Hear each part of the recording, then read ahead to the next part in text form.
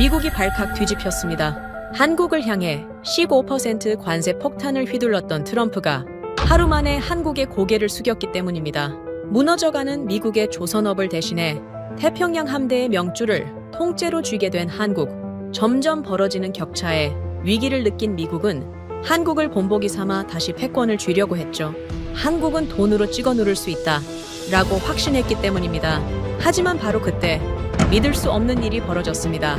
한국은 즉시 철수를 선택했고 단 하루 만에 태평양 함대가 멈춰선 겁니다. 방산 주식 수천억 달러가 순식간에 증발하자 트럼프 지지자마저 등을 돌렸고 트럼프는 정치 인생 최악의 위기를 맞게 됐습니다. 도대체 무슨 일이 있었던 걸까요? 제국의 함대를 침몰시킨 한국의 위력. 지금 시작합니다. 2026년 2월 미 태평양 함대가 사흘 만에 멈춰섰습니다. 이지스함 12척의 스크린이 동시에 꺼졌어요. 레이더가 죽고 냉각수가 끊기고 1만 톤짜리 전투함이 바다 한가운데서 고철로 변했습니다. 세계 최강이라던 미 해군이 단 한 발의 미사일도 맞지 않고 무릎을 꿇었어요. 도대체 누가 이런 일을 벌인 걸까요? 중국이 아닙니다. 러시아도 아니에요. 대한민국이었습니다. 한국의 클라우드 서버 관리자가 마우스를 딱 한 번 클릭했을 뿐이에요. 그걸로 끝이었습니다. 천조국의 태평양 재해권이 증발하는 데 걸린 시간은 고작 3초였죠. 어떻게 이런 일이 가능했냐고요? 그건 윌리엄 펜스가 저지른 치명적인 실수에서 시작됐습니다. 저는 미 펜타곤 군수사령부 국장으로 25년째 군수 조달을 책임지고 있었어요. 25년입니다. 미합 중국 군수체계의 모든 톱니바퀴를 꿰뚫고 있다고 자부했죠. 그런 제가 한국이라는 나라의 진짜 무기를 완전히 간과했습니다. 그 무기는 미사일도 전투기도 아니었어요. 보이지 않는 디지털 마스터키였습니다. 2026년 2월 16일 월요일 아침 워싱턴 펜타곤 집무실 85인치 대형 모니터에서 트럼프 대통령이 백악관 연단에 서 있었습니다. 펜을 들어 올리는 손끝이 클로즈업 됐어요. 전 세계 대상 15% 보편관세 정역 서명. 붉은 자막이 화면 하단을 가로질렀습니다. 참모들이 화면에 시선을 고정한 채 숨소리조차 죽이고 있었죠. 저는 달랐어요. 가죽 의자 등받이에 몸을 깊숙이 파묻으며 입꼬리를 올렸습니다. 가슴이 뛰었어요. 승진의 문이 열리는 소리가 들리는 것 같았거든요. 브리핑이 차에 끝나기도 전에 비화기가 울렸습니다. 스털링 차관이었어요. 펜타곤 서열 3위. 백악관의 심기를 읽는 데는 천재적인 감각을 가졌지만 군사 지식은 제로에 수렴하는 양반이죠. 수화기 너머로 쩌렁쩌렁한 목소리가 고막을 때렸습니다. 벤스 대통령께서 글로벌 기강을 잡으셨다. 당장 한국 업체들을 쥐어짜서 관세는 물론이고 위약금까지 뜯어내. 백악관이 동맹들 목줄을 쥐길 원하니까 하와이로 날아가 한국 놈들을 짓밟고 와! 심장이 쿵쿵 뛰었어요. 위약금까지 뜯어내라. 이건 단순한 업무 지시가 아니었습니다. 실적을 쌓아 차관보로 올라갈 수 있는 황금 사다리였어요. 저는 전화기를 내려놓으며 주먹을 불끈 쥐었습니다. 곧바로 하와이 제3도크의 현장 대시보드를 띄웠어요. 화면에 한국 K조선이 전면 해체 수리 중인 1만 통급 이지스함 USS 존 핀의 상태가 실시간으로 떠올랐습니다. 수만 개의 부품 데이터가 초록색 점으로 깜빡이고 있었죠. 제 눈에 그건 보잘것없는 아시아 하청업체가 미국의 돈을 받아먹으며 렌치나 돌리는 작업 현장에 불과했어요. 여기서 한 가지 말씀드려야 할 게 있습니다. 1년 전 저는 예산 절감 실적을 올리겠다는 욕심에 눈이 멀어 치명적인 서류에 사인을 해버렸어요. K조선과의 MRO 계약서, 그 수백 쪽짜리 문서 속에 묻혀있던 조항이었습니다. 이지스함의 디지털 트윈 통제권, 그러니까 배의 심장을 원격으로 관리하는 클라우드 마스터키가 한국 서울의 통제센터로 넘어간다는 내용이었죠. 암호화된 양자 보안키가 없으면 배의 전원조차 켤 수 없다는 독소 조항이 버젓이 들어있었습니다. 저는 그걸 읽지도 않았어요. 소프트웨어 따위가 뭐 대수겠습니까? 미국의 주먹은 철덩어리, 하드웨어니까요. 그때 저는 그렇게 믿었습니다. 그 기억이 머릿속을 스치긴 했어요. 잠깐이었습니다.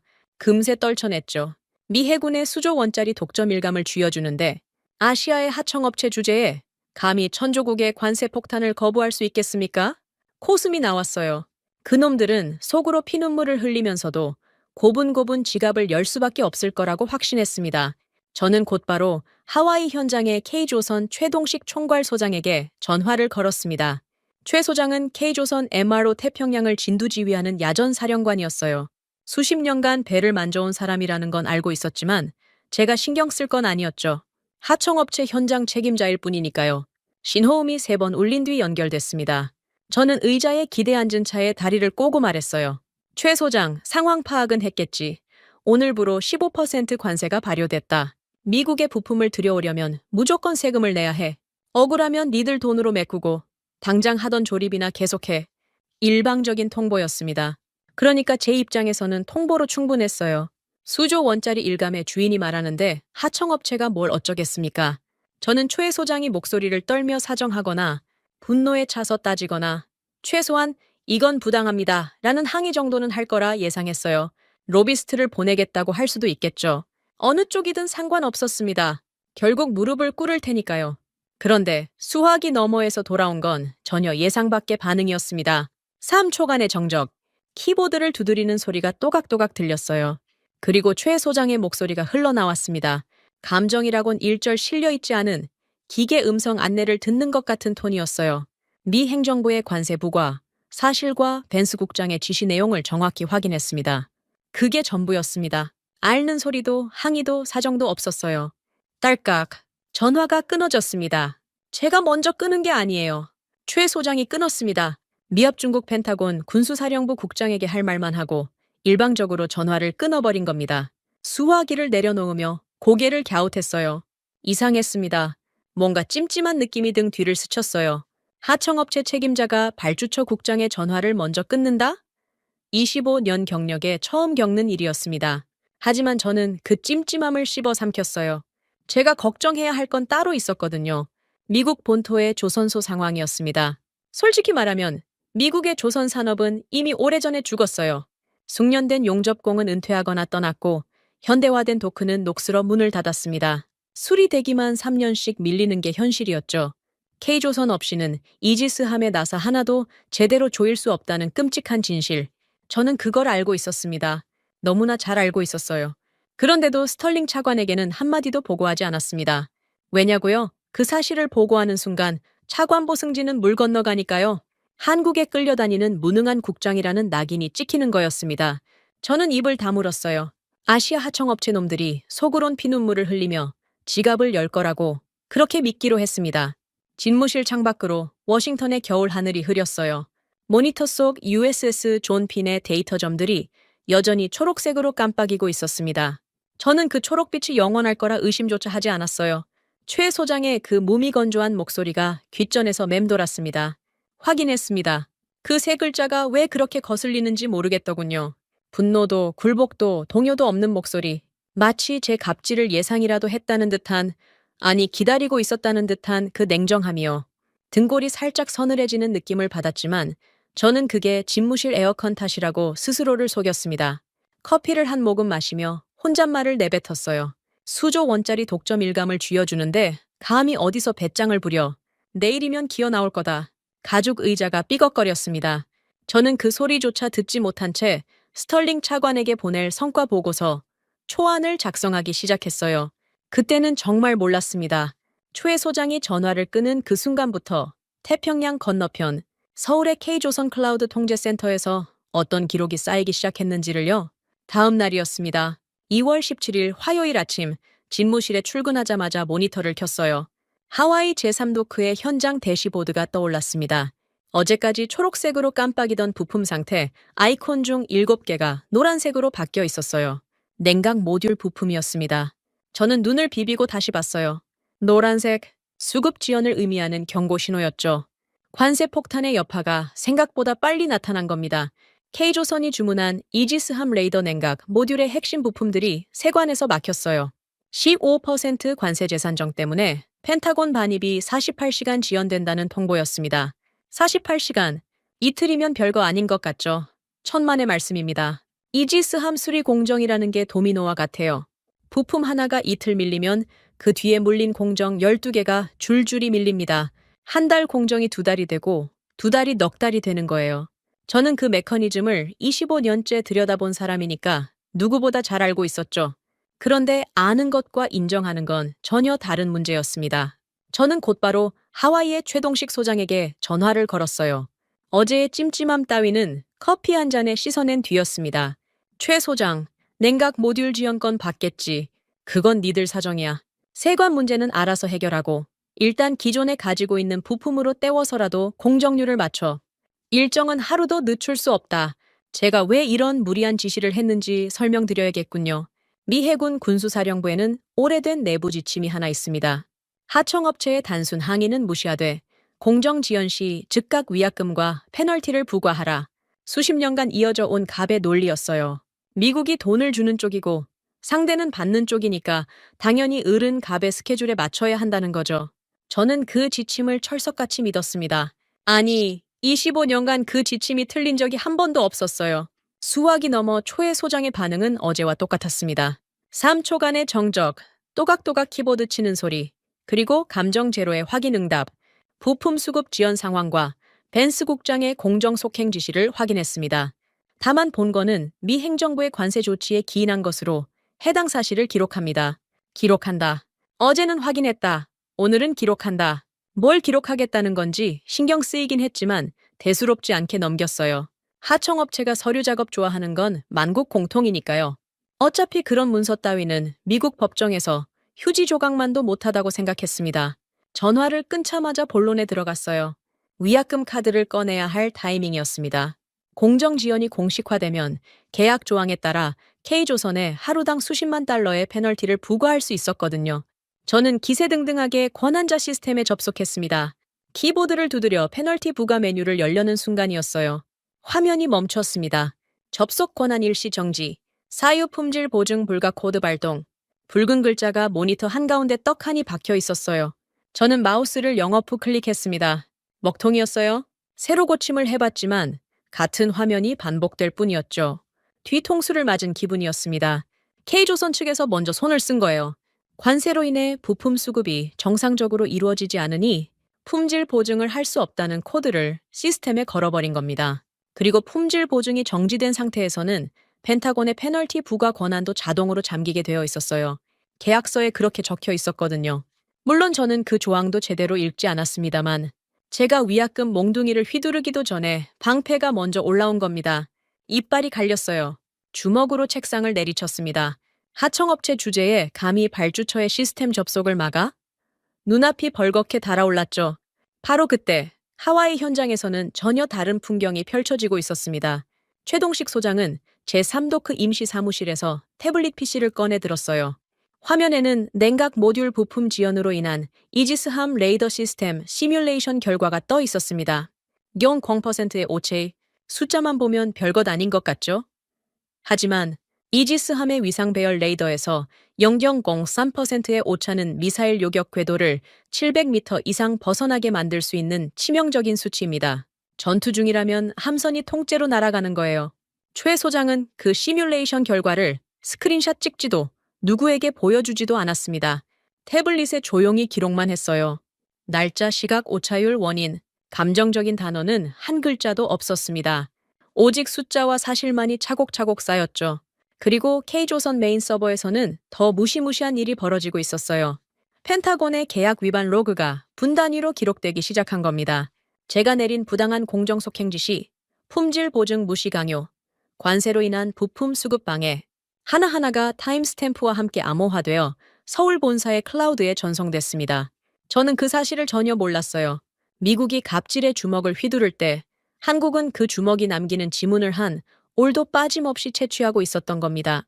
그때 집무실 문이 벌컥 열렸습니다. 숨을 헐떡이며 뛰어들어온 건 마이클 챙 하사관이었어요. 하와이 기지 IT 보안을 담당하는 30대 초반의 하사관이었는데 한국계 미국인이라 그런지 K조선의 시스템에 대해 유달리 잘 알고 있는 녀석이었죠. 얼굴이 하얗게 질려 있었습니다. 국장님, 하와이 현장에서 이상 징후가 감지됐습니다. 한국 엔지니어들이 용접기를 끄기 시작했어요. 그리고 시스템 접속 로그가 비정상적으로 돌아가고 있습니다. 지금 당장 확인하셔야 합니다. 저는 챙 하사관을 위아래로 훑어봤어요. 하사관이 국장실에 보고도 없이 뛰어들어오다니 군기가 빠져도 한참 빠진 거였습니다. 하사관, 내 직급이 뭐냐? 하급자가 국장실에 함부로 들어와서 아시아 업체 컴퓨터 타령이냐? 용접기를 껐으면 다시 켜라고 하면 될 일이지. 뭘 호들갑이야. 챙 하사관의 눈이 절박하게 떨렸어요. 뭔가 더 말하려는 게 분명했습니다. 하지만 저는 손을 내저으며 나가라는 신용을 했죠. 쟁은 입술을 꽉 깨물고 경례를 한 뒤 문을 닫았습니다. 그 뒷모습에 서린 절망을 저는 읽지 못했어요. 아니, 읽으려 하지 않았습니다. 코웃음이 나왔어요. 용접기를 껐다고? 그럼 위약금이 더 붙을 뿐이지. 내일 아침이면 한국 놈들이 기어 나와서 사정할 겁니다. 저는 그렇게 확신했어요. 위약금 조항이라는 몽둥이를 휘두르면 세상 어떤 하청업체도 고개를 숙인다는 게 25년의 경험이 가르쳐준 진리였으니까요. 집무실에 에어컨이 윙윙거렸습니다. 모니터에는 여전히 붉은색 접속 차단 메시지가 떠 있었어요. 저는 그 화면을 노려보다가 커피를 한 모금 마셨습니다. 쓴맛이 혀를 감았지만 개의치 않았어요. 그 시각 태평양 건너편 하와이 제3도크의 임시 사무실. 최동식 소장은 마지막 기록을 마친 태블릿을 내려놓았습니다. 화면에는 미 국방부의 부당한 지시로 인한 치명적 결함 예상이라는 문장이 찍혀 있었어요. 날짜와 시각이 초단위까지 박혀 있었죠. 최 소장은 태블릿을 닫으며 창밖을 바라봤습니다. 하와이의 야자수가 바람에 흔들리고 있었어요. 최 소장의 표정은 어제와 한치도 다르지 않았습니다. 무표정, 감정 제로, 얼음장이었죠. 저는 그날 밤 스털링 차관에게 전화를 걸어 자신 있게 보고했습니다. 차관님, 걱정 마십시오. 한국 놈들이 용접기를 꺼버리고 깝죽대고 있는데 위약금 폭탄 맞으면 내일 당장 꼬리 내리고 기어올 겁니다. 아시아 하청업체들이 다 그렇지 않습니까? 스털링 차관은 만족스러운 웃음을 흘렸어요. 그래, 벤스? 역시 네가 알아서 잘 처리하겠지. 백악관에 좋은 소식 전해줄 수 있겠군. 전화를 끊으며 저는 내일 아침을 그려봤습니다. 최 소장이 고개를 숙이고 들어와 사과하는 장면이요. 위약금이 무서워서 발발기는 한국 엔지니어들의 얼굴이요. 그 장면이 너무도 선명하게 그려졌어요. 그런데 하와이의 K조선 서버에서는 제가 내뱉은 모든 말과 내린 모든 지시가 타임스탬프와 함께한 글자도 빠짐없이 기록되고 있었습니다. 분 단위로, 초 단위로 서울 본사의 암호화된 클라우드에 전송되고 있었어요. 저는 갑질의 증거를 스스로 쌓아 올리고 있었던 겁니다. 벽돌 하나하나를 제 손으로 쌓으면서 그게 제 무덤이 될 줄은 꿈에도 몰랐죠. 같은 날 오후였습니다. 2월 17일 화요일, 저는 군용기에 올라타고 있었어요.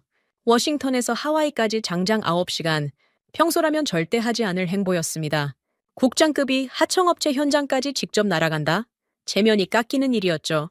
하지만 선택의 여지가 없었어요. 오전에 품질 보증 불가 코드로 시스템 접속이 막힌 뒤 상황이 급변했거든요. 용접기를 끄기 시작했다는 챙 하사관의 보고가 계속 머릿속을 맴돌았습니다.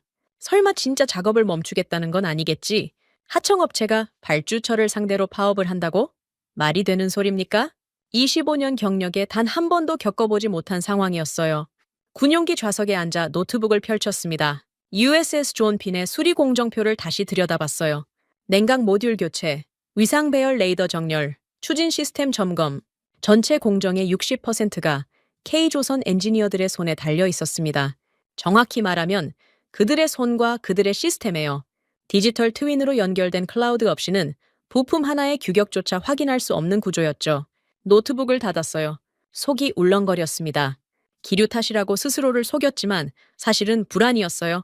제가 직접 가서 호통을 치면 다 해결될 거라고, 미국의 권위를 현장에서 보여주면 한국 놈들이 고개를 숙일 거라고 믿었지만 확신의 밑바닥에 미세한 균열이 생기기 시작한 건 부정할 수 없었습니다. 하와이 히캄 합동기지에 착륙한 건 오후 늦은 시각이었어요.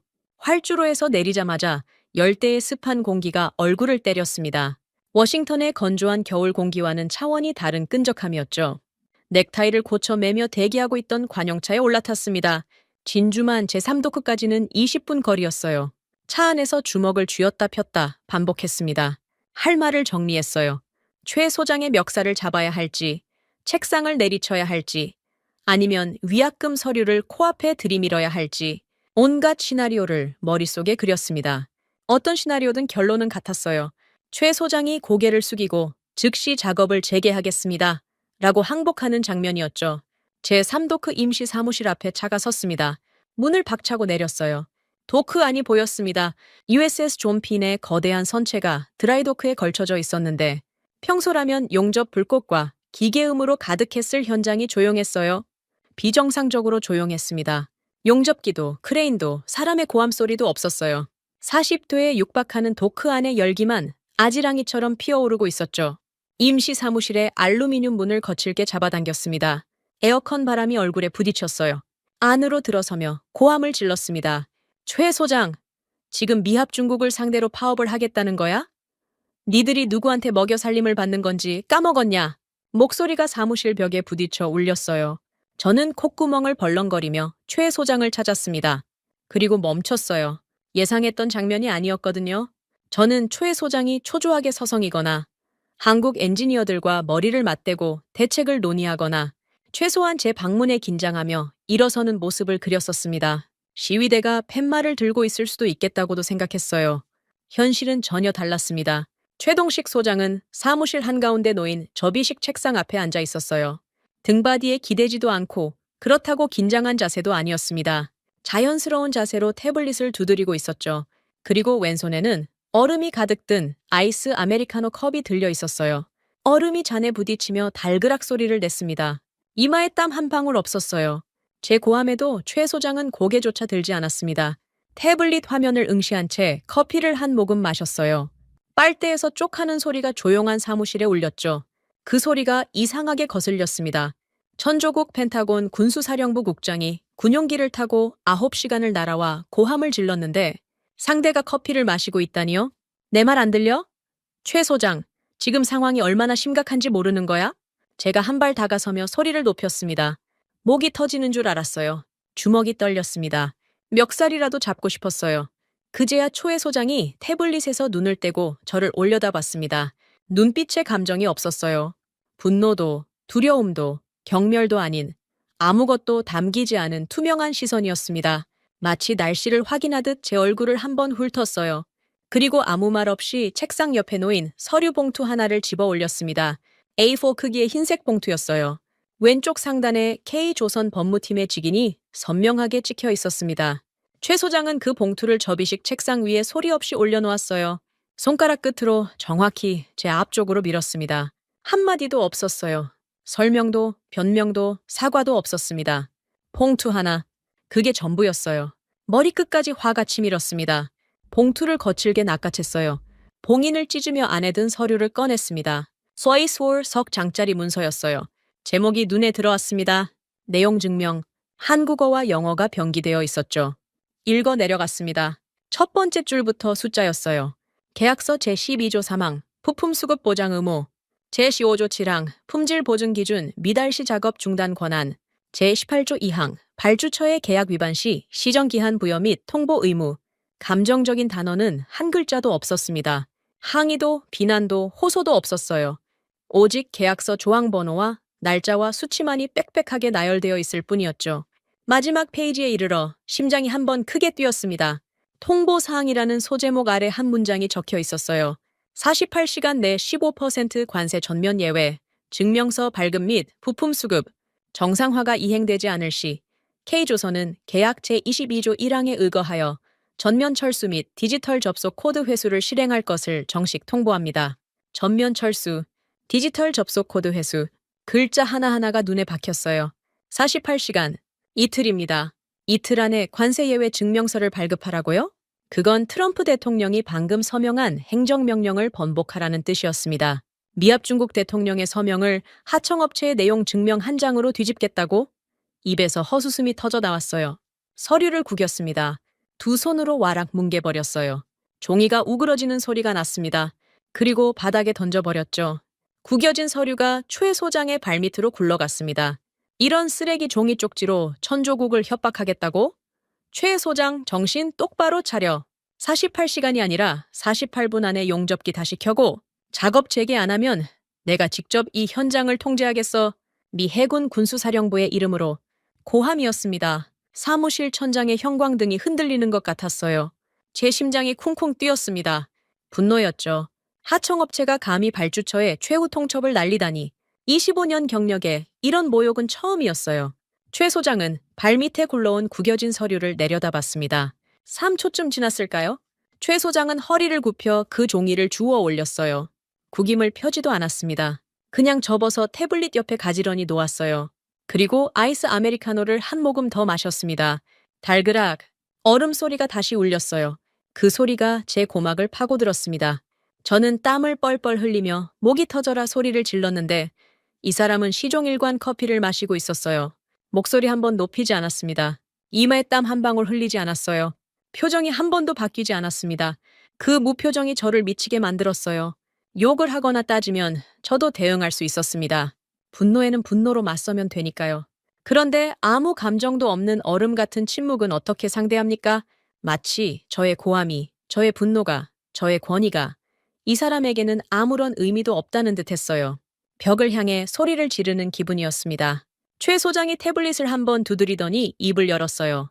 내용 증명은 정상적으로 전달 완료되었으며 전달 시각과 수령 확인이 서울 본사 서버에 자동 기록되었습니다. 48시간 카운트가 시작됐음을 알려드립니다. 건조했습니다. 기상청 예보를 읽는 것 같은 톤이었어요. 벤스 국장이 서류를 구겨 바닥에 던진 사실도, 고함을 지른 사실도, 모욕적인 언사를 퍼부은 사실도 전부 기록됐을 겁니다. 최 소장의 태블릿이 녹음 중이었는지는 모르겠어요. 하지만 확실한 건 이 사람은 제 분노에 단 1mm도 흔들리지 않았다는 사실입니다. 저는 사무실을 박차고 나왔어요. 문을 세게 닫았습니다. 쾅 하는 소리가 도크에 울렸죠. 또약볕이 이마를 때렸습니다. 서류를 바닥에 던진 건 후련했지만 가슴 한구석이 텅 비어 있었어요. 뭔가 단단히 잘못되고 있다는 신호를 온몸이 보내고 있었습니다. 하지만 인정할 수 없었어요. 윌리엄 벤스가 미합 중국 펜타곤 군수사령부 국장이 아시아 하청업체의 현장 소장에게 기가 죽었다는 걸 인정하는 순간 25년 커리어가 무너지는 거였으니까요. 저는 이를 악물었습니다. 이 현장을 내 손으로 통제하겠다고. 미국의 기술로 저놈들의 자물쇠 따위는 박살내겠다고 다짐했어요. 관용차에 올라타며 비화기를 꺼냈습니다. 워싱턴에 전화를 걸어야 했어요. 로키드 마틴의 IT 보안팀을 당장 하와이로 불러들일 겁니다. 미국 최고의 천재들이 한국의 자물쇠를 부수면 그만이에요. 소프트웨어든 하드웨어든 미국이 힘을 쏟으면 못 뚫을 게 어디 있겠습니까? 비화기 버튼을 누르며 백미러를 봤습니다. 임시 사무실에 알루미늄 문이 보였어요. 닫혀 있었습니다. 최 소장은 나오지 않았어요. 배웅도 항의도 아무것도 없었습니다. 마치 제가 이곳에 온 적조차 없었다는 듯 사무실은 고요했습니다. 그 고요함이 고함보다 더 무서웠다는 걸 저는 한참 뒤에야 깨달았습니다. 다음 날 아침이었습니다. 2월 18일 수요일. 하와이의 하늘은 구름 한 점 없이 맑았어요. 뙤약볕이 진주만 제3도크의 콘크리트 바닥을 달구고 있었습니다. 저는 전날 밤 기지 숙소에서 한숨도 못 잤어요. 최 소장의 그 무표정이 자꾸 떠올랐거든요. 얼음 동동 띄운 커피를 마시며 제 고함을 바람소리 취급하던 그 얼굴이요. 새벽 5시에 비화기를 잡았습니다. 워싱턴의 스털링 차관에게 전화를 걸었어요. 차관님, 한국 놈들이 생각보다 고집이 셉니다. 하지만 걱정하실 것 없습니다. 제가 로키드 마틴의 최고급 ET 보안팀을 현장에 투입시키겠습니다. 한국 놈들이 시간이나 끌면서 버티는 동안 우리 천재들이 시스템을 강제 부칭하면 그만이에요. 스털링 차관의 대답은 간결했습니다. 좋아, 벤스. 빨리 처리해. 백악관이 기다리고 있어. 전화가 끊어졌어요. 저는 곧바로 로키드 마틴 본사에 연락을 넣었습니다. 사이버 보안 특수팀, 미합 중국이 자랑하는 최정예, IT 엔지니어 8명을 당장 하와이로 보내라고요. 군용기 배정까지 제가 직접 밀어붙였습니다. 오전 10시 로키드 마틴 팀이 히캄 합동기지에 착륙했어요. 검은색 하드케이스를 양손에 든 백인 엔지니어 8명이 활주로에 내렸습니다. 전원 MIT 칼텍 출신이라는 보고를 받았어요. 미국이 가진 두뇌의 정수였죠. 저는 이 사람들을 보며 비로소 안도감을 느꼈습니다. 한국의 자물쇠 따위, 이 천재들이면 5분이면 충분할 거라고 확신했어요. 제3도크로 향하는 차 안에서 마이클 챙 하사관이 또 나타났습니다. 뒷좌석 옆에 타더니 얼굴이 백지장처럼 하얘진 채로 입을 열었어요. 국장님, 한 가지만 말씀드리겠습니다. 한국의 시스템은 강제 부팅을 시도하는 순간 외부 침입으로 간주해서 메인보드를 스스로 태워버립니다. 양자 암호 기반의 제로 트러스트 구조라서 우회 자체가 불가능합니다. 절대 억지로 건드리시면 안 됩니다. 저는 챙 하사관의 정강이를 발로 걷어찼어요. 힘을 주진 않았지만 입 닥치라는 뜻이었습니다. 하사관, 네가 MIT 나왔냐? 칼텍 나왔어? 로키드 마틴이 못 뚫을 암호가 세상에 어디 있어? 한국 놈들 컴퓨터가 무슨 외계 기술이라도 되는 줄 아냐? 한마디만 더 하면 보직 해임이다. 챙 하사관의 입술이 파르르 떨렸습니다. 뭔가 더 말하고 싶은 게 얼굴에 역력했어요. 하지만 입을 꾹 다물었습니다. 주먹이 하얗게 될 때까지 쥐어지는 게 보였어요. 저는 창밖으로 시선을 돌렸습니다. 야자수가 바람에 흔들리고 있었죠. 챙 하사관의 절망 따위는 안중에도 없었습니다. 제 삽도크에 도착했을 때 현장의 분위기가 이상했습니다. 전날까지만 해도 조용하기는 했지만 K조선 엔지니어들이 사무실에는 있었거든요. 그런데 오늘은 달랐어요. 도크 입구부터 사람의 기척이 없었습니다. 안으로 들어서는 순간 눈앞의 광경에 발이 멈췄어요. K조선 엔지니어들이 철수하고 있었습니다. 그런데 제가 상상했던 철수가 아니었어요. 시위도, 물리적 충돌도, 고성도, 팻말도 없었습니다. 20명 남짓한 한국 엔지니어들이 투명 태블릿에 QR코드를 찍으며 움직이고 있었어요.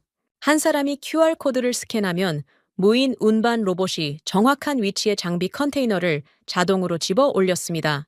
로봇은 바닥에 그려진 보이지 않는 경로를 따라 소리 없이 미끄러져 나갔어요. 소름이 돋았습니다. 소리가 거의 없었거든요. 무인 로봇의 바퀴가 콘크리트 위를 구르는 미세한 진동음, 컨테이너가 닫히는 딸각 소리, QR코드 스캔할 때에 비하는 전자음. 그게 전부였어요. 사람의 목소리가 없었습니다. 지시하는 소리도, 확인하는 고함도, 서로 부르는 호출도 없었어요. 20명이 넘는 인원이 수십 톤의 장비를 빼고 있는데 현장이 도서관보다 조용했습니다. 저는 멍하니 서서 그 광경을 지켜봤어요. 혼란이 있을 줄 알았습니다. 짐을 불이 나게 싸면서 이것저것 빠뜨리고 서로 소리 지르며 우왕좌왕 하는 모습을요. 그래야 제가 끼어들어 중단시킬 수 있었으니까요. 그런데 이건 마치 사전에 수백 번 시뮬레이션을 돌린 군사작전 같았어요. 단 1초의 오차도, 단 한 명의 이탈도 없었습니다. QR코드 하나에 컨테이너 하나, 스캔 이동 적재, 스캔 이동 적재, 기계처럼 반복됐어요. 30분이 채 되지 않아 도크 안에 있던 K조선의 장비 절반이 사라졌습니다. 제가 군용기 타고 날아오고 로키드 마틴 팀을 불러들이는 동안 이 사람들은 이미 철수 준비를 완벽하게 끝내놓고 있었던 겁니다. 마지막 컨테이너가 닫혔습니다. 쿵 하는 소리와 함께 잠금 장치의 붉은 불이 초록으로 바뀌었어요. 도크 안에 K조선의 장비는 더 이상 남아있지 않았습니다. 공구 하나, 케이블 한 가닥도요. 마치 처음부터 이곳에 한국 사람이 온 적이 없었다는 듯 도크는 텅 비어 있었어요. 최동식 소장이 마지막으로 도크를 한번 둘러봤습니다. 태블릿으로 무언가를 확인하더니 고개를 끄덕였어요. 그리고 제 쪽으로 걸어왔습니다. 심장이 쿵 했어요. 뭔가 말을 하려나 싶었습니다. 항의를 하거나 최소한 원망의 한마디쯤은 하겠지요. 최 소장은 제 앞에 서더니 허리를 살짝 숙였습니다.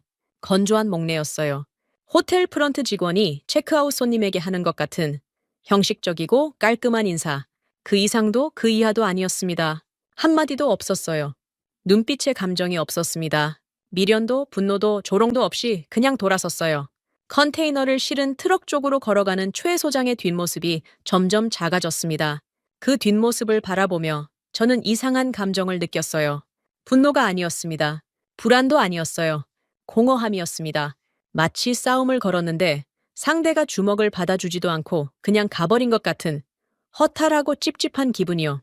하지만 곧 떨쳐냈습니다. 한국 놈들이 빠졌으니 이제 미국의 차례였어요. 저는 로키드 마틴 팀에게 손짓했습니다. 8명의 엔지니어가 검은 하드 케이스를 들고 USS 존핀의 중앙 콘솔실로 향했어요. 흉하게 배를 까뒤집은 이지스함의 좁은 통로를 지나 정보실에 들어섰습니다. 콘솔실은 어두웠어요. 한국 엔지니어들이 떠나면서 보조 전원만 남겨놓은 상태였습니다. 비상등의 푸른빛이 천장에서 희미하게 흘러내리고 있었죠. 스크린 12개가 줄지어 꺼져 있었습니다. 메인 콘솔 위 로키드 마틴 엔지니어들이 노트북을 펼쳤어요. 케이블을 연결하고 진단 프로그램을 돌리기 시작했습니다. 저는 콘솔실 뒤편에 팔짱을 끼고 섰어요. 5분이면 끝난다고 장담했습니다. 자, 제군들. 한국 놈들이 걸어놓은 유치한 자물쇠를 박살내줘. 미합 중국의 자존심이 달린 문제야.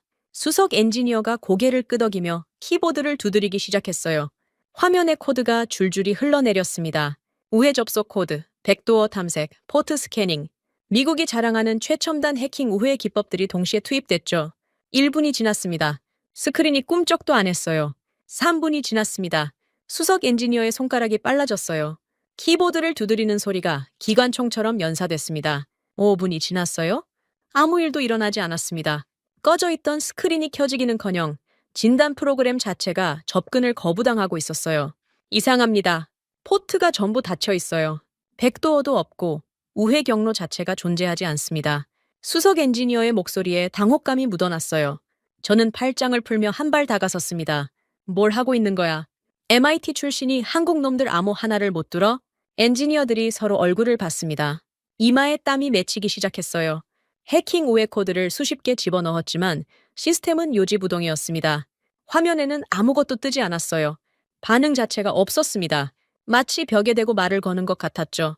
10분이 지났을 때 변화가 생겼습니다. 스크린 12개 중 메인 화면 하나에 붉은색 경고창이 깜빡이기 시작한 거예요. 기괴한 기계음이 콘솔실에 울렸습니다. 낮고 둔탁한 진동음이었어요. 잠수함 경고음 같기도 하고 심장 박동 같기도 한 불쾌한 소리였습니다. 엔지니어들의 손이 멈췄어요. 수석 엔지니어의 얼굴에서 혈색이 빠졌습니다. 화면의 붉은 경고창에는 영어도 한국어도 아닌 암호화된 코드가 빠르게 스크롤되고 있었어요. 해독이 불가능했습니다. 국장님, 이건 우리가 본 적 없는 구조입니다. 양자 암호 레이어가 3중으로 걸려 있어요. 무리하게 더 들어가면 시스템이 어떻게 반응할지 예측이 안 됩니다. 수석 엔지니어의 목소리가 떨렸어요. MIT 출신, 미국 최고의 두뇌라는 사람의 이마에서 식은땀이 턱 끝까지 흘러내리고 있었습니다. 콘솔실의 기계음이 점점 커졌어요. 붉은 경고창이 하나에서 셋에서 여섯으로 번져 나갔습니다. 저는 그 붉은 빛을 멍하니 바라봤어요. 5분이면 끝난다던 제 장담이 공허하게 콘솔실 벽에 부딪혀 사라지는 것 같았습니다. 팔짱을 다시 꼈지만 손가락이 떨리는 걸 숨길 수 없었어요. 기계음이 심장 박동과 겹치기 시작했습니다. 콘솔실의 푸른 비상등 아래 붉은 경고창이 깜빡이는 스크린 앞에서 미국 최고의 천재들이 속수무책으로 얼어붙어 있었어요. 그때까지도 저는 인정하지 않았습니다. 이건 단순한 기술적 문제일 뿐이라고, 시간을 더 주면 뚫릴 거라고, 미국의 기술력이 아시아의 자물쇠에 진리가 없다고요. 콘솔실을 채운 붉은 빛이 제 얼굴을 물들이고 있었지만 저는 눈을 감지 않았어요. 아직은 돌이킬 수 있다고, 아직은 제가 이길 수 있다고 이를 악물었습니다. 하지만 콘솔실의 기계음은 점점 더 낮고 둔탁하게 울렸어요. 마치 경고하듯이요. 여기서 멈추지 않으면 돌이킬 수 없는 일이 벌어진다고, 그 기계가 제게 말하고 있는 것 같았습니다. 저는 기다릴 수 없었습니다. 붉은 경고창이 깜빡이는 스크린 앞에서 로키드 마틴 엔지니어들이 손을 놓고 있는 꼴을 더 이상 지켜볼 수가 없었어요. 48시간 최후 통첩의 시계가 째깍째깍 돌아가고 있었거든요. 최동식 소장이 남긴 내용 증명의 데드라인이 내일 오후면 만료됩니다. 그 전에 시스템을 열어야 했어요. 무슨 수를 써서라도요. 더 강하게 밀어 마스터 USB를 꽂아서 루트 권한으로 강제 부칭시켜. 제가 수석 엔지니어의 어깨를 잡고 말했습니다. 수석 엔지니어가 고개를 돌려 저를 올려다봤어요. 눈이 휘둥그레졌습니다. 국장님, 양자 암호 시스템에 마스터 USB를 꽂는 건 매뉴얼에 없는 행위입니다. 시스템이 어떻게 반응할지 전혀 예측이 안 됩니다. 좀 더 시간을 두고 분석한 뒤에 시간이 없다고 했잖아. 미합 중국 군수사령부 국장 명령이야. 지금 당장 꽂아. 고함이었습니다. 콘솔실이 쩌렁쩌렁 울렸어요. 엔지니어 8명의 시선이 일제히 저를 향했습니다. 누구도 입을 열지 못했어요. 군수사령부 국장의 직접 명령이었으니까요. 수석 엔지니어가 입술을 깨물며 하드 케이스에서 은색 USB를 꺼냈습니다. 미 국방부 전용 마스터 부칭키였어요. 떨리는 손으로 메인 콘솔의 포트에 가져갔습니다. 콘솔실 입구에 서 있던 마이클 챙 하사관이 앞으로 뛰쳐나왔어요. 얼굴이 새하얗게 질려 있었습니다. 국장님, 안 됩니다. 제발 멈추십시오. 그걸 꽂는 순간 시스템이 외부 침입으로 인식합니다. 메인보드가 스스로 타버려요. 이건 낡은 자물쇠가 아니라 2026년형 양자 방어 체계입니다. 제발! 챙의 목소리가 갈라졌어요. 거의 비명이었습니다. 저는 챙을 노려보며 이를 드러냈어요. 하사관, 마지막 경고다. 한 발짝만 더 나오면 군법 회의에 회부한다. 챙의 발이 멈췄습니다. 두 눈에 절망이 가득했어요. 입이 반쯤 벌어진 채 아무 말도 하지 못했습니다. 저는 시선을 수석 엔지니어에게 돌렸어요. 꽂아! 수석 엔지니어의 손이 떨렸습니다. USB가 포트 위에서 흔들렸어요. 3초간의 정적이 콘솔실을 지배했습니다. 그리고 딸깍! 은색 USB가 포트에 삽입됐어요. 2초 뒤 수석 엔지니어의 손가락이 엔터키를 눌렀습니다. 세상이 뒤집어졌어요. 비밀번호 오류 따위가 뜰 줄 알았습니다. 접근 거부 메시지가 나오거나 기껏해야 시스템이 다시 멈추는 정도를 예상했어요. 그런데 화면에 나타난 건 비밀번호 입력창이 아니었습니다.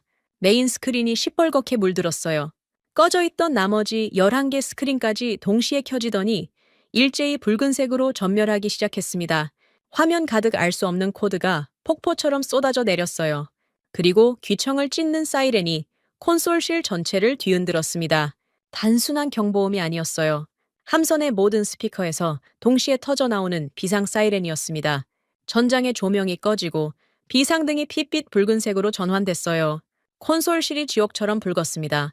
뭐야, 뭐가 어떻게 된 거야? 제가 소리쳤습니다. 하지만 제 목소리는 사이렌에 완전히 묻혀버렸어요.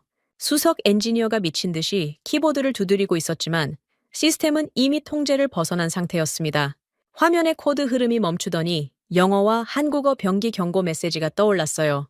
비인가 침입 감지, 적대적 접근 프로토콜 발동, 레이더 냉각 시스템 비상 가동.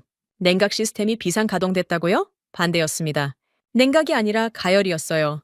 시스템이 강제 침입을 적대적 공격으로 인식하고 레이더 냉각 온도를 역으로 끌어올리기 시작한 겁니다. 콘솔 옆본도 게이지가 눈에 들어왔어요. 바늘이 미친 듯이 치솟고 있었습니다. 80도, 100도, 120도, 자폭 임계점인 180도를 향해 일직선으로 올라가고 있었어요. 타는 냄새가 코를 찔렀습니다.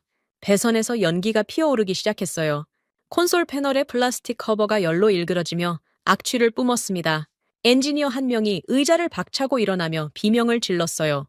또 한 명이 USB를 빼려고 포트를 잡았다가 화상을 입고 손을 움켜쥐었습니다. 포트 주변 금속이 이미 뜨거워진 거였어요. 다리에 힘이 풀렸습니다. 무릎이 꺾이면서 바닥에 주저앉았어요. 턱이 덜덜 떨렸습니다. 이건 비밀번호 오류가 아니었어요. 시스템이 우리의 강제 접속을 독사처럼 물어뜯고 있었습니다. 미국의 마스터 USB를 삼켜버리고 그 대가로 함선 전체를 불태우려 하고 있었어요. 전원 빼, 전원 차단해, 다 끊어. 제가 바닥에 앉은 채 악을 썼습니다. 엔지니어들이 패닉 상태로 케이블을 잡아당겼어요. 하지만 보조 전원마저 한국의 클라우드 시스템에 연결되어 있었습니다. 물리적으로 끊어도 위성 링크를 통해 명령이 계속 내려오고 있었어요. 완전한 통제 불능이었습니다. 그때 시뻘겋게 전멸하던 메인 스크린의 경고 코드가 갑자기 멈췄습니다. 화면이 까맣게 꺼졌어요. 사이렌도 샘큐어간 멎었습니다. 콘솔실이 묘하게 고요해졌어요. 숨을 몰아쉬는 소리만 들렸습니다. 그리고 스크린이 다시 켜졌어요. 경고창이 아니었습니다. 화상통화 화면이었어요. 고화질 카메라에 잡힌 한 사람의 상반신이 메인 스크린을 가득 채웠습니다. 검은 정장, 은퇴 안경, 한 올에 흐트러짐도 없는 넥타이, 서울 K조선 본사의 사무실 배경이 뒤에 보였어요. 강만철 이사였습니다. K조선 법무보안 총괄. 서울에서 전체 클라우드 시스템을 통제하는 사람이었죠. 저는 그 이름을 계약서에서 본 적이 있었지만 얼굴을 마주하는 건 처음이었어요. 안경 너머의 눈이 카메라를 똑바로 응시하고 있었습니다. 감정이 없었어요. 최동식 소장의 무표정과는 결이 달랐습니다. 최 소장이 얼음이었다면 이 사람은 돌이었어요. 차가운 게 아니라 아예 온도라는 개념 자체가 존재하지 않는 듯한 눈빛이었습니다. 저는 바닥에서 일어나며 스크린을 향해 소리쳤어요. 목이 갈라졌습니다. 당장 암호 풀어. 이건 테러야? 미합 중국 해군 함정에 대한 사이버 공격이라고. 강만철 이사는 미동도 하지 않았습니다. 제 고함이 끝나기를 기다렸어요. 사이렌이 다시 낮게 울기 시작했지만 그의 표정에는 아무런 변화도 없었습니다. 안경을 검지 손가락으로 천천히 치켜 올렸어요. 그 동작이 묘하게 느렸습니다. 마치 판사가 선고문을 읽기 전에 안경을 고쳐 쓰는 것처럼요. 화면 한쪽에 문서 파일이 떠올랐습니다. 계약서 원본이었어요. 페이지가 자동으로 넘어가며 특정 조항에서 멈췄습니다. 형광 노란색으로 하이라이트된 문장이 선명하게 보였어요. 강 이사가 입을 열었습니다. 서늘했어요. 감정이 일절 배제된 법정에서 사형 선고를 내리는 판사의 톤이었습니다. 한미합동 사이버 방어 조약 제4조 7항. 비잉하자의 강제 시스템 접속 시도는 즉각적인 적대적 해킹으로 간주합니다. 숨이 턱 막혔어요. 적대적 해킹. 그 단어가 콘솔실의 붉은빛 속에서 흉기처럼 빛났습니다. 제가 지시한 강제 부칭이 미국이 서명한 조약에 의해 해킹으로 규정된 겁니다. 강 이사의 시선이 카메라를 관통했어요. 저를 똑바로 보고 있었습니다. 1만 킬로미터 떨어진 서울에서 화면 너머로 저를 내려다보는 그 눈빛에 자비라곤 없었어요. 방금 전 미 해군의 비인가 강제 접속이 확인되었으므로 제로 트러스트 프로토콜에 의거하여 해당 함정의 전술 데이터에 대한 완전한 공장 초기화 카운트다운을 시작합니다. 공장 초기화. 그 말이 귀에 꽂혔습니다. 전술 데이터를 통째로 지워버리겠다는 겁니다. 레이더 설정, 미사일 궤도 연산, 통신 암호, 항해 좌표, 이지스함의 두뇌를 백지로 만들겠다는 선고였어요. 메인 스크린 하단에 숫자가 떠올랐습니다. 카운트다운이었어요. 붉은 숫자가 1초 단위로 줄어들고 있었습니다. 콘솔실의 사이렌이 카운트다운에 맞춰 박동했어요. 엔지니어들이 하나둘 콘솔에서 물러섰습니다. 누구도 키보드에 손을 대지 못했어요. 저는 스크린을 올려다봤습니다. 강만철 이사의 얼굴이 차갑게 내려다보고 있었어요. 입꼬리 한번 움직이지 않았습니다. 판결은 끝났고 항소는 없었어요. 다리가 후들거렸습니다. 등에서 식은땀이 흘러 셔츠를 적셨어요. 이건 제가 그려왔던 시나리오에 없는 장면이었습니다. 하청업체가 발주처의 군함 앞에서 펜타곤 국장이 지켜보는 화면 너머에서 합법적으로 자폭 스위치를 누르는 광경이라니요? 콘솔실의 붉은빛 속에서 카운트다운 숫자가 줄어들고 있었습니다. 저는 그 숫자를 멍하니 바라볼 수밖에 없었어요. 같은 시각, 태평양 건너편 워싱턴에서는 전혀 다른 무대가 펼쳐지고 있었습니다. 저는 그걸 몰랐어요. 하와이 콘솔실 바닥에 주저앉아 카운트다운 숫자만 멍하니 올려다보고 있었으니까요. 하지만 강만철 이사는 알고 있었습니다. 아니, 실시간으로 지켜보고 있었어요. 강 이사의 서울 사무실 메인 모니터에는 저와의 화상통화 화면이 떠 있었고 그 한 구석에 작은 창이 하나 더 열려 있었습니다. 미국 백악관 브리핑룸의 생중계였어요. 토머스 스털링 차관이 카메라 앞에 서 있었습니다. 펜타곤 서열삼 위. 군사 지식은 제로에 수렴하지만 정치 감각 하나로 그 자리까지 올라간 양반이죠. 넥타이를 바로잡으며 기자들 앞에서 활짝 웃고 있었어요. 이 사태를 미국의 승리로 포장하려는 여론전이었습니다. 스털링 차관은 이 브리핑을 통해 백악관의 환심을 사고 자신의 얼굴을 전 세계에 각인시킬 절호의 기회라 판단한 거였죠. 저는 나중에 녹화본을 봤습니다. 스털링 차관이 뭐라고 했는지 한 글자도 빠짐없이 기억해요. 평생 잊을 수가 없습니다. 미합 중국은 어떤 외국 하청업체에 조잡한 암호 따위에 무릎 꿇지 않습니다. 우리의 천재 엔지니어들이 24시간 안에 아시아 업체의 유치한 보안을 완전히 박살낼 것이며 이를 통해 미국의 기술 패권이 건재함을 전 세계에 증명하겠습니다. 거들먹거렸어요. 카메라를 정면으로 응시하며 턱을 치켜들었습니다. 기자들의 플래시가 터졌어요. 스털링 차관은 그 불빛을 즐기고 있었습니다. 자신이 방금 무슨 말을 했는지 그 말이 어떤 결과를 가져올지 전혀 모른 채요. 하와이 콘솔실의 메인 스크린에서 강만철 이사의 눈이 미세하게 움직였습니다. 화면 한 구석에 생중계 창을 보고 있었어요. 스털링 차관의 입이 벌어지고 닫히는 장면을요. 저는 바닥에 앉은 채 그 시선의 변화를 올려다봤습니다. 강 이사의 표정은 여전히 돌이었어요. 하지만 눈빛에 뭔가가 스쳤습니다. 놀라움이 아니었어요. 분노는 더더욱 아니었습니다. 확인이었습니다. 마지막 퍼즐 조각이 제자리에 놓이는 순간에 차갑고 정확한 확인이요. 강 이사가 입을 열었습니다. 벤스 국장, 지금 보고 계십니까? 무슨 말인지 몰랐어요. 강 이사가 화면의 생중계 창을 확대했습니다. 스털링 차관의 얼굴이 커졌어요. 브리핑룸에서 여전히 활짝 웃으며 제스처를 취하고 있었습니다. 방금 미 국방부 획득 유지보수 담당 차관이 전 세계 생방송에서 한국 시스템에 대한 강제 해킹을 공식적으로 지시하고 승인했습니다. 심장이 멎었어요. 강제 해킹을 공식 승인. 그 말의 무게를 이해하는데 3초가 걸렸습니다. 스털링 차관은 여론전을 하려고 떠버린 것뿐이었어요. 카메라 앞에서 미국의 힘을 과시하려던 정치적 쇼였죠. 하지만 법적으로 보면 미국 정부 고위 관리가 전 세계가 시청하는 생방송에서 타국 기업의 보안 시스템을 강제로 파괴하겠다고 공식 선언한 겁니다. 변명의 여지가 없는 녹화된 증거였어요. 강 이사의 입꼬리가 1mm쯤 움직인 것 같았습니다. 웃음은 아니었어요. 판사가 선고의 마지막 줄을 읽기 전에 짓는 미묘한 표정이었죠. 따라서 한미합동사이버 방어조약 제4조 7항 및 부속 의정서 제3조에 의거 미 국방부의 조직적이고 공식적인 적대적 해킹이 확인된 것으로 판단합니다. 강 이사의 손이 키보드 위로 올라갔습니다. 검지손가락이 엔터키 위에 멈췄어요. 저는 바닥에서 벌떡 일어났습니다. 다리가 후들거렸지만 스크린을 향해 두 손을 내저었어요. 잠깐만. 스털링 차관의 발언은 정치적 수사일 뿐이야. 공식 명령이 아니라고. 제발 그 버튼을 누르지 마. 처음으로 사정했습니다. 25년 펜타곤 경력에서 단 한 번도 하지 않았던 짓이었어요. 아시아 하청업체 사람에게 제발이라는 단어를 쓰다니. 하지만 목구멍에서 저절로 튀어나왔습니다. 공포였어요. 순수한 공포.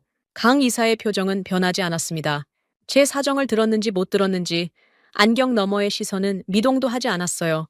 미 국방차관의 생방송 발언은 대한민국 법무팀에 의해 실시간 녹화 및 법적 증거로 확보 완료되었습니다. 본 시각부로 태평양 함대 전 함정 12척에 대한 전술 데이터 링크를 완전히 차단하고 클라우드 서버의 공장 초기화를 실행합니다. 엔터키가 눌렸어요. 딸깍! 작은 소리였습니다. 손가락 하나의 힘이었어요. 그 한 번의 클릭이 세상을 바꿨습니다. 메인 스크린의 카운트다운이 0으로 떨어졌어요. 12개 스크린이 동시에 꺼졌습니다. 하나씩 꺼진 게 아니었어요. 마치 누군가가 멀티탭에 스위치를 내린 것처럼 일제히 동시에 까맣게 죽었습니다. 사이렌도 멎었어요. 기계음도 사라졌습니다. 비상등마저 깜빡이다 꺼졌어요. 콘솔실이 칠흑같이 어두워졌습니다. 창문이 없는 함선 내부라 한 치 앞도 보이지 않았어요. 정막이 내려앉았습니다. 엔지니어들의 거친 숨소리만 어둠 속에서 들렸어요. 누군가의 이가 딱딱 부딪히는 소리도요. 저는 그 어둠 속에서 벽에 등을 기댄 채 미끄러져 내렸습니다. 바닥이 차가웠어요. 이게 끝인가 하는 생각이 머리를 스쳤습니다. USS 존핀 한 척이 죽은 것뿐이잖아. 나머지 배들은 멀쩡할 거야. 하와이에 이 한 척만 문제인 거야. 저는 그렇게 스스로를 달래려 했습니다. 30초도 되지 않아 그 기대가 산산조각이 났어요. 어둠 속에서 비화기가 울렸습니다. 진동이 허벅지를 때렸어요. 더듬거리며 꺼냈습니다. 화면에 불빛이 얼굴을 비췄어요. 발신자는 하와이 태평양 사령부 통신실이었습니다. 펜스 국장님, 긴급 보고입니다. 대만 해협 작전구역의 이지스함 3척에서 동시에 비상무전이 들어왔습니다. 전술 스크린이 전부 꺼졌다고 합니다. 통제 불능 상태입니다. 심장이 바닥으로 가라앉았어요. 대만 해협, 중국 함대와 코를 맞대고 있는 최전방이었습니다. 통화를 끊기도 전에 비화기가 다시 울렸어요. 이번에는 요코스카 기지였습니다. 일본 해역 초계함 2척, 항해 시스템 전면 다운, 레이더 반응 없음, 수동 조타로 전환 중, 끊자마자 또 울렸습니다. 괌이었어요. 태평양 중부 작전 해역 구축함 4척, 전술 데이터 링크 완전 소실, 미사일 유도 시스템 오프라인, 전화가 끊이지 않았습니다. 하와이, 대만 해협, 일본, 괌, 남중국해, 태평양 전역에서 동시다발적으로 비명이 쏟아졌어요. 12척이었습니다.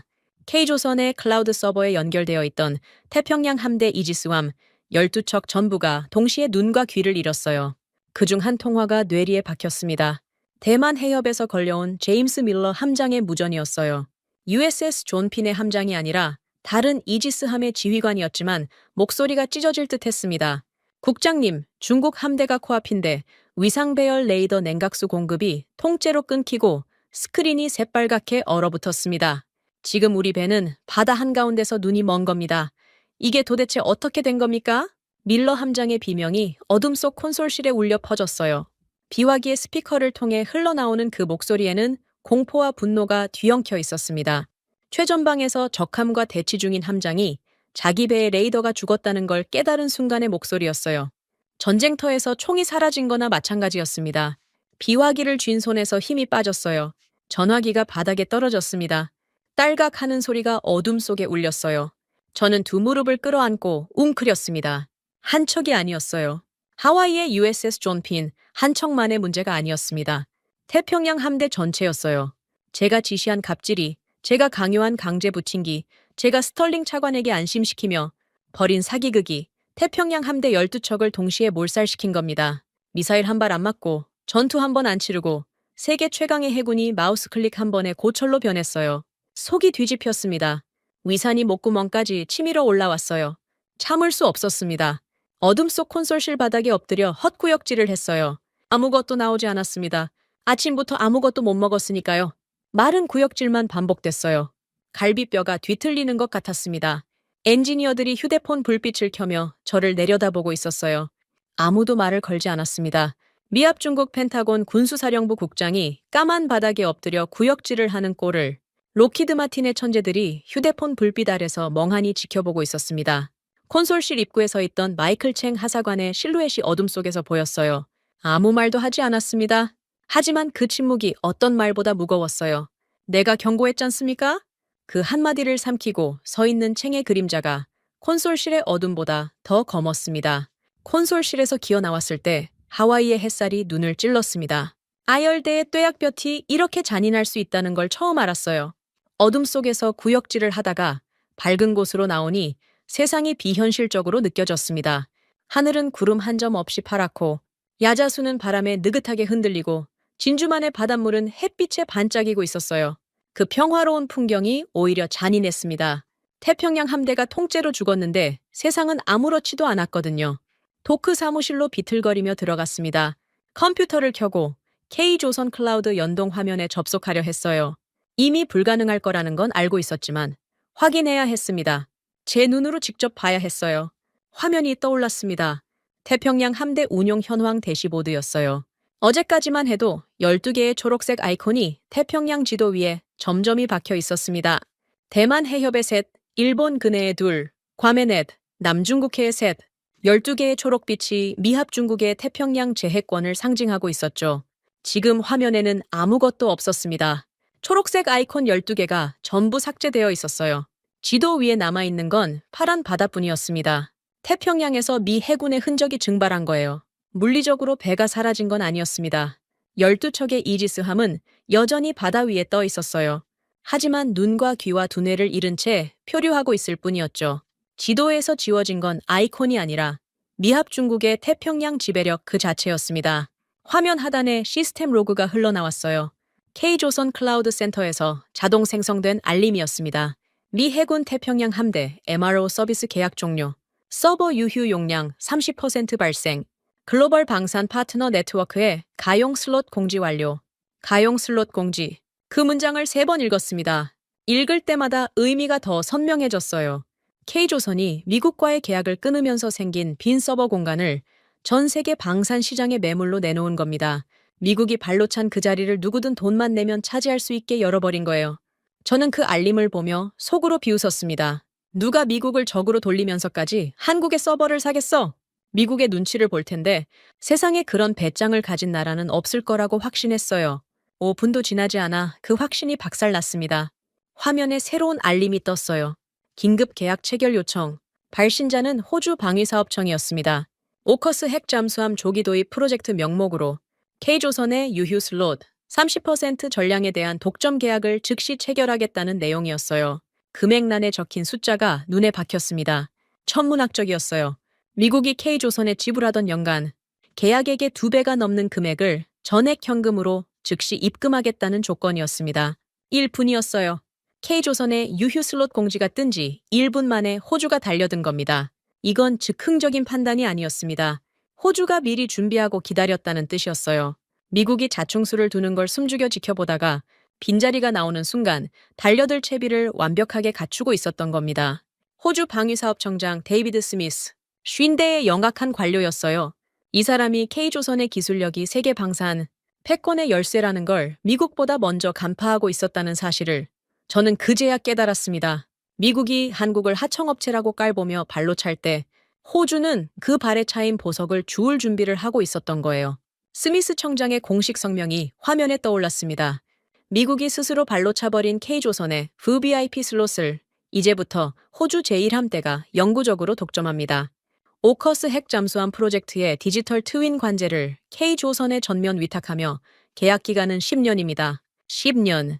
그 두 글자가 머리를 망치로 때렸어요.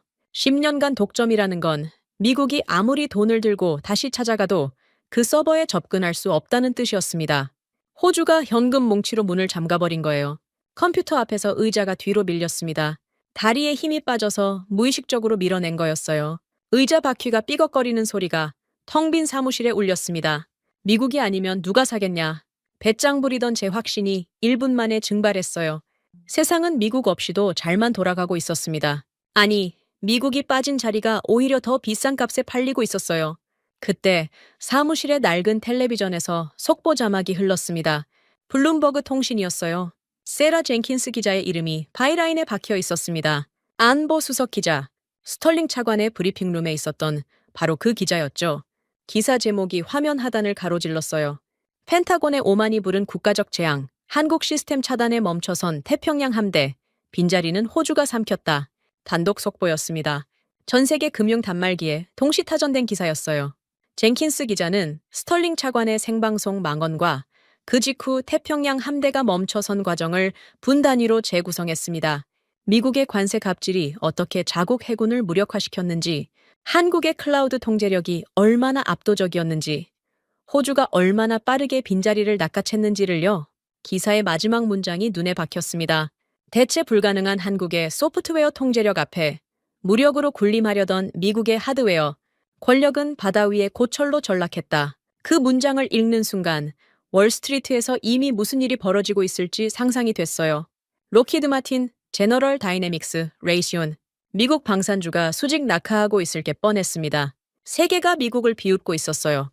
그때 비화기가 울렸습니다. 스털링 차관이었어요. 아까 백악관 브리핑에서 활짝 웃으며 카메라 앞에 서던 바로 그 양반이었습니다. 수화기를 들었어요. 귀를 찢는 비명이 쏟아졌습니다. 댄스, 이 멍청한 놈아. 네가 다 통제할 수 있다고 해서 서명만 했을 뿐이야.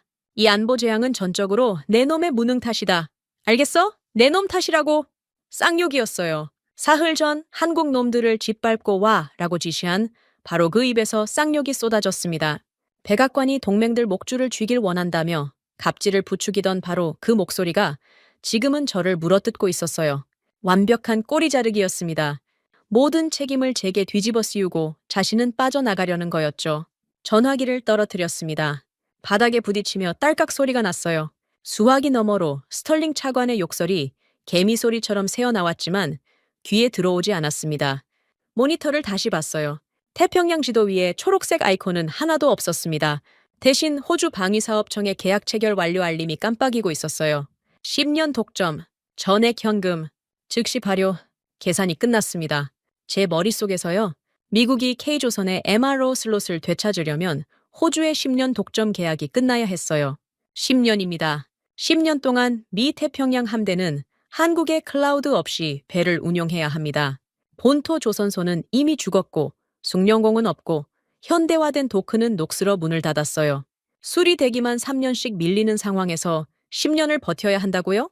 불가능했습니다. 이건 태평양 제해권의 상실이었어요. 미합 중국이 세계의 바다를 지배하던 시대가 끝난 거였습니다. 15% 관세를 뜯어내려던 얕은 수작이 역사상 최악의 안보 재앙으로 돌아왔어요. 사무실 창밖으로 진주만이 보였습니다. USS 존 핀의 거대한 선체가 드라이도크에 걸쳐진 채 햇빛을 받고 있었어요. 냉각수가 끊긴 레이더 패널이 열기를 머금고 아지랑이를 피워 올리고 있었습니다. 어제까지 세계 최강의 전투함이었던 그 1만 톤짜리 철덩어리가 지금은 그냥 거대한 깡통이었어요. 저는 의자에 가라앉으며 천장을 올려다봤습니다. 형광등 불빛이 흐릿하게 일렁였어요. 15% 관세 몽둥이 하나로 아시아 하청업체를 쥐어짤 수 있다고 믿었던 제 오만이 이 모든 재앙의 시작이었습니다. 천조국의 권위를 등에 업고 갑질을 해대면 세상이 무릎을 꿇을 거라고 착각했어요. 세상은 꿇지 않았습니다. 세상은 조용히 기다렸다가 제가 넘어지는 순간 빈자리를 채워버렸어요. 2월 19일 목요일 아침이었습니다. 하와이의 해가 떠올랐어요. 구름 한 점 없는 하늘에서 아열대의 뙤약볕이 진주만 제3도크를 내리쬐고 있었습니다. 저는 도크 한가운데 주저앉아 있었어요. 콘크리트 바닥이 햇볕에 달궈져 엉덩이가 뜨거웠지만 일어날 수가 없었습니다. 넥타이는 반쯤 풀어져 가슴팍에 늘어져 있었고 셔츠의 윗단추 2개가 벌어져 있었어요. 언제 풀었는지 기억나지 않았습니다. 어젯밤부터 이 자리에 있었는지 아니면 오늘 아침에 나온 건지 그것도 확실하지 않았어요. 시간 감각이 사라졌습니다. 눈앞에 USS 존 핀이 있었어요. 1만 톤급 이지스함, 사흘 전까지만 해도 미 태평양 함대의 자존심이었던 배였습니다. 드라이도크에 걸쳐진 거대한 선체가 아침 햇살을 받아 둔탁하게 빛나고 있었어요. 하지만 그 빛에 위험 따위는 없었습니다. 냉각수가 끊긴 레이더 패널이 시뻘겋게 달아올라 있었어요. 금속 표면이 열기를 머금고 아지랑이를 피워 올렸습니다. 여기저기 해체된 외판 사이로 배선이 그을린 채 늘어져 있었고 강제 부팅 때 타버린 콘솔 패널에서는 아직도 희미한 탄 냄새가 바람에 실려왔어요. 거대한 깡통이었습니다. 수조 원짜리 최첨단 전투함이 미사일 한 발 안 맞고 고철 덩어리가 되어버려져 있었어요. 저 배를 다시 살리려면 어떻게 해야 할까? 답은 이미 알고 있었습니다. 방법이 없어요. K조선의 클라우드 없이는 전술 데이터를 복원할 수 없고 공장 초기화된 시스템을 되살릴 암호키는 서울에만 존재합니다. 그리고 서울은 이미 호주와 10년 독점 계약을 맺었어요. 주머니에서 비화기를 꺼내 화면을 켜봤습니다. 부재중 전화 47건, 펜타곤 인사국, 감찰실, 법무실, 의회 군사위원회 조사관, 전화를 건 곳들의 이름을 읽는 것만으로도 제 운명이 결정됐다는 걸 알 수 있었어요. 스털링 차관의 번호는 더 이상 보이지 않았습니다. 그 양반은 이미 저를 잘라냈으니까요. 뉴스 앱에 알림이 수십 개 쌓여 있었어요. 블룸버그, 로이터, AP통신, CNN 전부 같은 사건이었습니다. 미 태평양 함대 전면 마비, 한국 K조선 클라우드 차단, 호주 독점 계약, 방산주 폭락, 글로벌 방산 시장에서 수천억 달러가 하루 만에 증발했다는 기사도 있었어요. 15% 관세로 긁어모으려던 푼돈이 수천 배의 재앙으로 돌아온 겁니다. 비화기를 무릎 위에 내려놓았습니다. 화면이 햇빛에 반사되어 제 얼굴이 비쳤어요. 58살의 늙은 관료가 넥타이를 풀어 헤친 채 콘크리트 바닥에 앉아 있었습니다. 25년 동안 미합 중국 군수체계의 산증인이라 자부하던 사람의 얼굴에 자부심의 흔적은 어디에도 없었어요.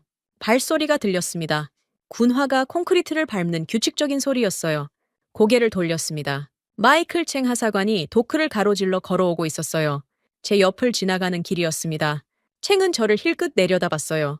사흘 전 한국 시스템에 손대지 말라고 2번이나 경고했다가 묵살당한 바로 그 하사관이었습니다. 정강이를 걷어차이고 군법회의 운운하며 입을 틀어막았던 바로 그 사람이었어요. 챙이 걸음을 멈췄습니다. 저를 내려다보는 눈에 동정은 없었어요. 분노도 없었습니다. 차가운 확인이었어요. 자신이 예언한 재앙이 정확히 실현된 것을 바라보는 씁쓸하고 건조한 시선이었습니다. 제가 분명히 말씀드렸지 않습니까, 국장님. 우리가 박살 내려던 건 낡은 자물쇠가 아니라 2026년형 외계 기술이었다고요. 목소리에 감정이 없었어요. 최동식 소장의 무표정을 닮아 있었습니다. 사실만 말했어요. 하지만 그 사실이 칼날보다 날카로웠습니다. 저는 아무 말도 하지 못했어요. 반박할 수가 없었거든요. 챙의 경고를 들었다면, 강제 부팅을 멈췄다면, 최소한 양자 암호의 위험성을 인지했다면 이 모든 재앙은 일어나지 않았을 겁니다. 챙은 더 이상 말하지 않았어요. 시선을 거두고 다시 걸어갔습니다. 군화 소리가 멀어졌어요. 뒷모습이 점점 작아지다가 도크 출구에서 사라졌습니다. 저는 그 뒷모습을 멍하니 바라봤어요. 30대 초반의 하사관에게 쏘아붙임을 당하고도 한마디 할 수 없는 자신이 한심했습니다. 챙이 사라진 뒤 허리춤의 무정이에서 잡음이 섞인 신호음이 흘렀어요. 손이 저절로 움직여 무정이를 집어 올렸습니다. 주파수가 잡혔어요. 대만 해협이었습니다. 제임스 밀러 함장의 목소리가 스피커를 뚫고 나왔어요. 어제 비명을 지르며 레이더가 죽었다고 외치던 바로 그 함장이었습니다. 하지만 오늘의 목소리는 비명이 아니었어요.